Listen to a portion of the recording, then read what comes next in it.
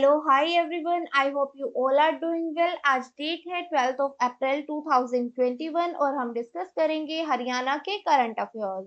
तो देखते हैं फर्स्ट क्वेश्चन क्या है। यहाँ आपसे पूछा गया है, हरियाणा के पूर्व विधानसभा अध्यक्ष का हाल ही में निधन हो गया है, जिन्होंने इनेलो सरकार के दौरान 1990 से 2004 तक विधानसभा अध्यक्ष के रूप में कार्य किया था। Which former Haryana Vidhan Sabha Speaker passed away recently, who served as the Vidhan Sabha Speaker from 1990 to 2004 during INLD government? Options are Ashok Kumar, Ishwar Singh, Raghuveer Singh Kadian और Satbir Singh Kadian.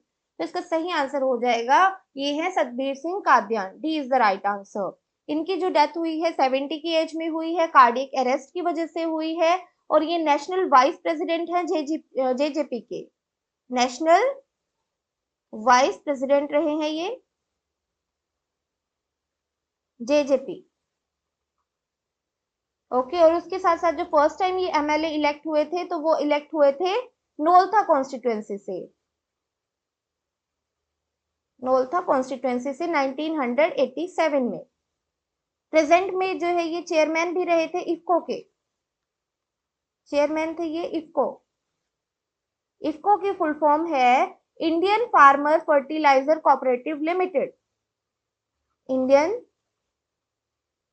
Farmer fertiliser cooperative limited.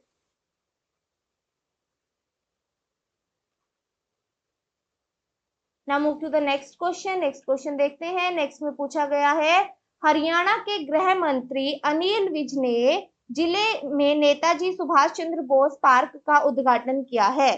कहाँ पे ये किया गया है? Haryana home minister Anil Vij has inaugurated the Netaji Subhash Chandra Bose park in which district? Options are Panipat, Hisar, Kaithal और अंबाला। तो इसका सही आंसर हो जाएगा, ये इनोग्रेट किया गया है अंबाला में। D is the right answer. और ये कौन सी स्कीम के अंडर जो है डेवलप किया गया है? अमृत स्कीम के अंडर इसे बनाया गया है। अमृत स्कीम। और ये जो है इसे बनाने में कॉस्ट आई है ₹25.80 करोड़। और ये जो है 17 एकड़ में बनाया गया है। अंबाला कैंटोनमेंट में इसे बनाया गया है और जिसमें से जो है 4 एकड़ में लेक बनाई गई है। लेक, और लेक के अंदर जो है बोटिंग फैसिलिटी भी है। Boating facilities. उसके साथ साथ यहाँ पे स्केटिंग रिंग बनाया गया है। Skating ring. Open air theatre भी बनाया गया है। ओपन एयर थिएटर, जिसकी कैपेसिटी है 400 पीपल की। ओपन जिम यहाँ पे बनाया गया है। ओपन जिम एक्सरसाइज के लिए। और यहाँ पे 14 इसके रिगार्डिंग 14 मशीन यहाँ पे इंस्टॉल की गई हैं। 14 मशीन फॉर जिम पर्पज। और उसके साथ साथ 12 फीट की यहाँ पे नेताजी सुभाष चंद्र बोस की जो है स्टैचू यहाँ पे बनाया गया है, वो मेन गेट पे ही है। 3 कैफेटेरियाज हैं और एक म्यूजिकल फाउंटेन भी है।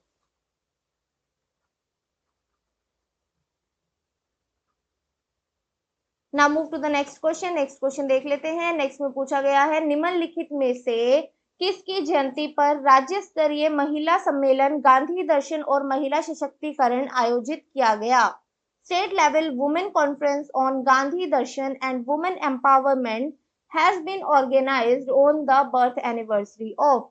Options are सरोजनी नायडू, कस्तूरबा गांधी, विजय लक्ष्मी पंडित और इंदिरा गांधी। तो इसका सही आंसर हो जाएगा, ये किया गया कस्तूरबा गांधी के जन्म दिवस पे। बी इसका सही आंसर हो जाएगा, on the birth anniversary of Kasturba Gandhi, जो कब थी? ये थी 11 अप्रैल। ओके। और जो स्टेट गवर्नमेंट है उनका उद्देश्य है प्रमोट करना। इस टाइम पे जो है स्टेट गवर्नमेंट का फोकस है प्रमोट करने पे वुमेन एजुकेशन, और empowerment of women.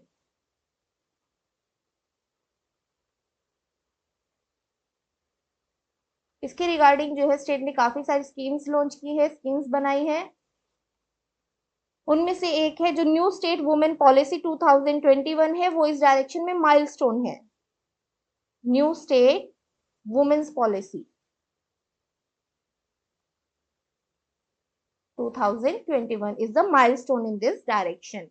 Now move to the next question. Next में पूछा गया है फरीदाबाद का नहर पार क्षेत्र अब किस नाम से जाना जाएगा? What will be the new name for the Nahar Par Faridabad area? Options are greater Faridabad, new Faridabad, model area और none of the above. तो इसका सही आंसर हो जाएगा, इसे जाना जाएगा ग्रेटर फरीदाबाद के नाम से। और ये अनाउंस किया है सीएम ने। अभी सीएम की जो है मीटिंग हुई थी एफएमडीए के साथ। एफएमडीए है फरीदाबाद मेट्रोपॉलिटन डेवलपमेंट एरिया, इसके साथ जो है मीटिंग हुई थी सीएम की। उसके बाद उन्होंने अनाउंस किया है कि जो नहर पार फरीदाबाद एरिया होगा उसे ग्रेटर फरीदाबाद के नाम से जाना जाएगा और इसके रिगार्डिंग कुछ मेजर प्रोजेक्ट्स बनाए जाएंगे, मेजर प्रोजेक्ट स्टार्ट किए जाएंगे कनेक्ट करने के लिए फरीदाबाद को ग्रेटर फरीदाबाद से। ये जो है 3 पार्ट्स में किया जाएगा, 3 पार्ट्स। और जो भी डेवलपमेंट वर्क होगा ये किसके अंडर आएगा? ये आएगा अंडर एफएमडीए के। और इसके साथ जो है इंटीग्रेटेड कमांड और सेंट्रल जो है सेंटर डेवलप किया जाएगा, integrated command and control centre ये डेवलप किया जाएगा टू कोऑर्डिनेट द टास्क।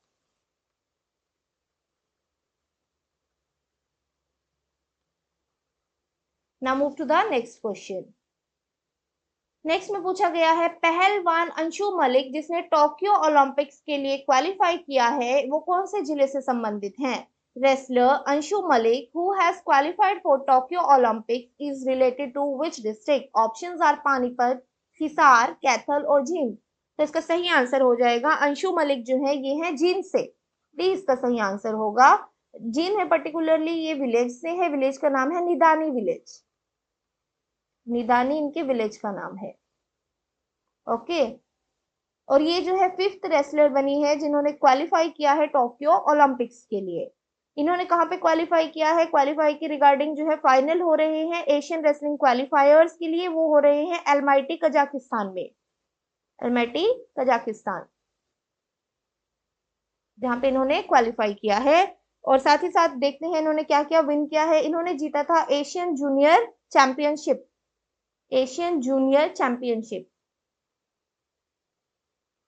2019। इसके साथ साथ वर्ल्ड जूनियर रेसलिंग चैंपियनशिप में इन्होंने सिल्वर मेडल जीता था। World junior wrestling championship silver medal ये हुई थी 2018 में। Now move to the next question. अभी तक हमने करंट की रिगार्डिंग क्वेश्चन डिस्कस किए हैं, अब हम डिस्कस करेंगे स्टैटिक जीके ऑफ हरियाणा के क्वेश्चंस। तो देखते हैं फर्स्ट क्वेश्चन क्या है इसकी regarding. With reference to HARERA, HARERA क्या है? हरियाणा रियल एस्टेट अथॉरिटीज, उसके रिगार्डिंग यहाँ पे कुछ स्टेटमेंट्स दी गई है। तो देखते हैं फर्स्ट स्टेटमेंट क्या है। फर्स्ट है Haryana is the first state in the country to have set up 2 different real estate regulatory authorities for the convenient of all stakeholders. कि हरियाणा ऐसा पहला राज्य था जिसने 2 different real estate regulatory authorities जो है बनाई थी कन्वीनियंट के लिए सभी स्टेक होल्डर्स की। तो ये स्टेटमेंट बिल्कुल सही है। सेकंड है Haryana real estate regulatory authorities of Rohtak and Gurugram have been set up to balancing the interest of all the 3 stakeholders. इसमें जो रियल एस्टेट है इसमें 3 स्टेक होल्डर्स होते हैं, एलओटीज होते हैं, प्रमोटर्स होते हैं और रियल एस्टेट एजेंट्स और ब्रोकर्स होते हैं। तो इसमें दिया गया है कि हरेरा जो है ये रोहतक और गुरुग्राम में सेटअप किया गया है बैलेंस ऑफ इंटरेस्ट बनाने के लिए इन तीनों स्टेक होल्डर्स का। तो ये स्टेटमेंट आपकी रॉन्ग हो जाएगी।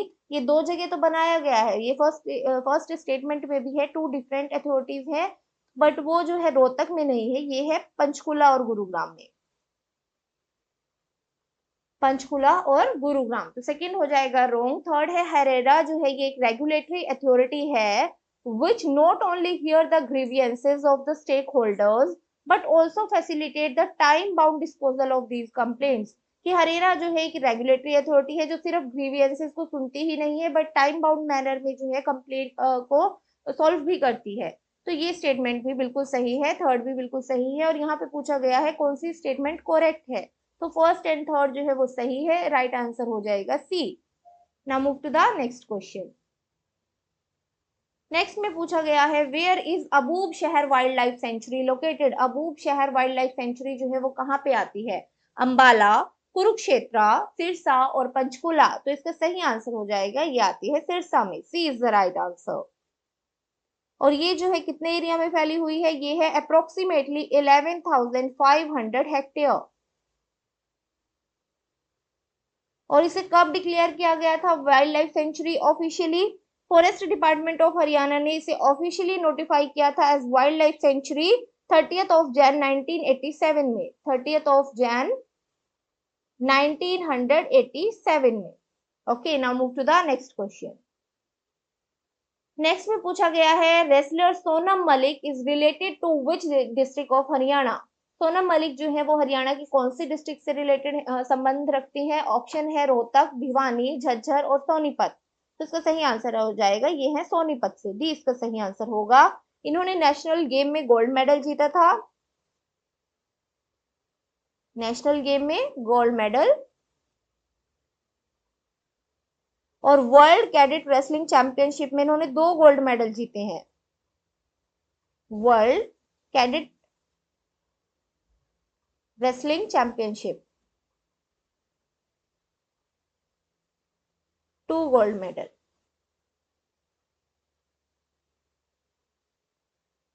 और अभी हमने अंशु मलिक के बारे में भी बात की थी, तो अंशु मलिक और सोनम मलिक जो है इन्होंने अभी टोक्यो ओलंपिक्स के लिए भी क्वालिफाई कर लिया है। Now move to the next question. Next में पूछा गया है the Haryana knowledge corporation limited HKCL वो सेटअप इन, इसे कब सेटअप किया गया था, ऑप्शंस है 1966, 2013, 2012 और 2018। तो HKCL को एस्टेब्लिश किया गया था 2013 में, बी इसका सही आंसर हो जाएगा। और इसका हेडक्वार्टर कहाँ पे है, इसका हेडक्वार्टर है पंचकुला में। और इसे क्यों बनाया गया था, इसे क्रिएट किया गया था, इसे बनाया गया था to create new paradigm in education and development.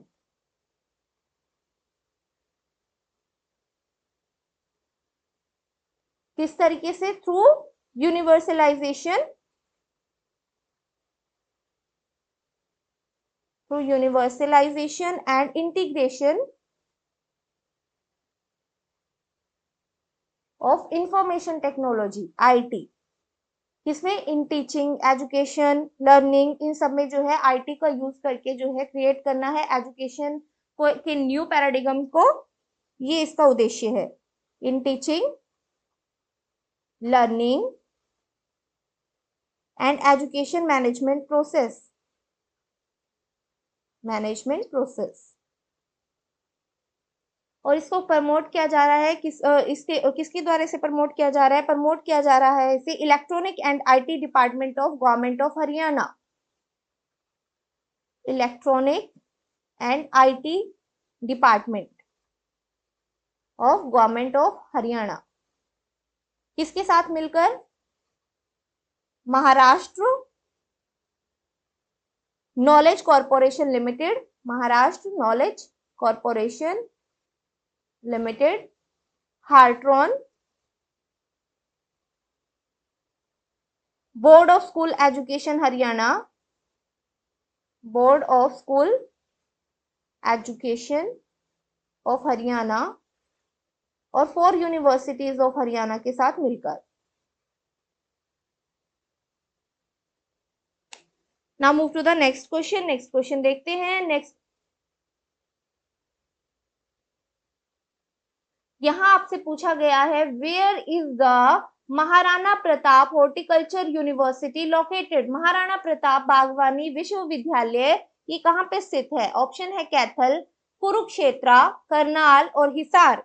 तो इसका सही आंसर क्या होगा, ये है करनाल में, सी इसका सही आंसर होगा। करनाल में जो है अंजनथली विलेज में ये है, अंजनथली। ओके, और ये हरियाणा की फर्स्ट हॉर्टिकल्चर यूनिवर्सिटी है। फर्स्ट इन हरियाणा और fifth in the country. Country की फिफ्थ है ये हॉर्टिकल्चर यूनिवर्सिटी। ओके, तो आज के लिए इतना ही। I hope you like the video. Thank you very much. Bye bye and take care.